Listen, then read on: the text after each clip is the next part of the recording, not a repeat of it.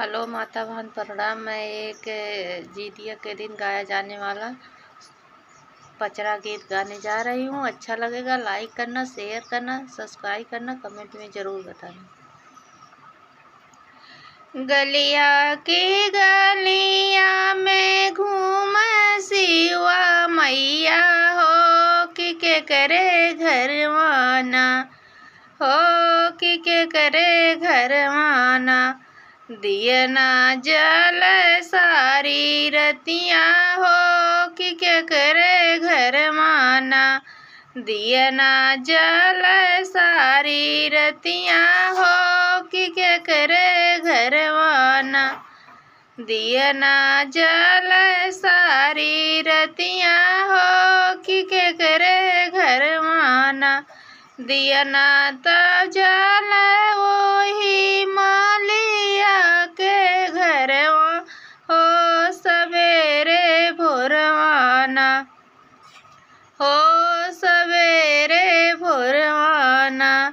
गजरा लाई के चढ़ावे हो सवेरे भोरवाना। फूलवा लाई के चढ़ावे हो सवेरे भोरवाना। गलिया की गलिया में घूम शिवा मैया हो कि के करे घर माना हो कि के करे घर माना। दियना जल सारी रतिया हो कि के करे घर माना। दियना जल सारी रतिया हो कि के करे घर माना। दियना तो जल वही हीरा के घर हो सवेरे भोरवाना हो सवेरे भोरवाना।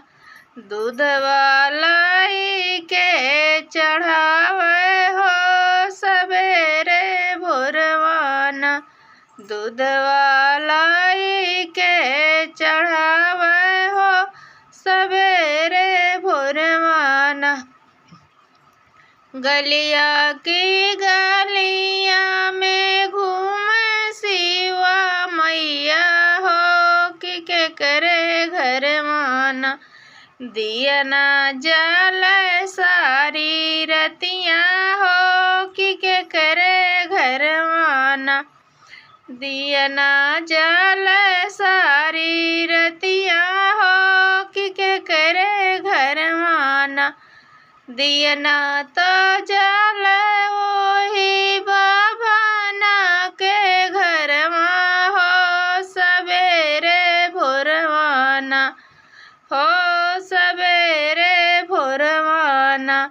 पोतिया बाँची के सुनावे हो सवेरे भोरवाना। पोतिया बाँची के सुनावे हो सवेरे भोरवाना। गलिया की गलिया में घूम शिवा मैया हो कि के करे घर माना। दियना जल सारी रतिया हो कि के करे घर माना। दियना जल सारी रतिया हो कि के करे घर माना। दियना तो जल वही बाजा जवा के घर हो सवेरे भोरवाना। नरियल चुनरी लाई के चढ़ावे हो सवेरे भोरवाना।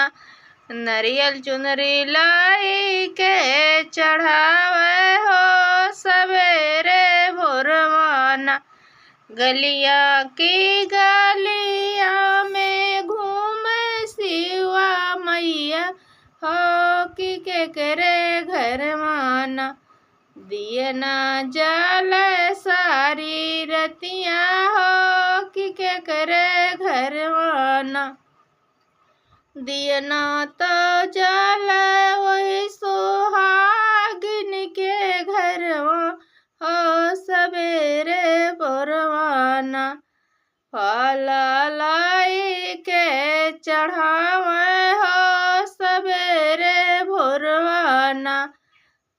थाली में सजाय के चढ़ाए हो सवेरे भोरवाना। गलियां की गलियां में घूमे शिवा मैया हो कि करे घरवाना।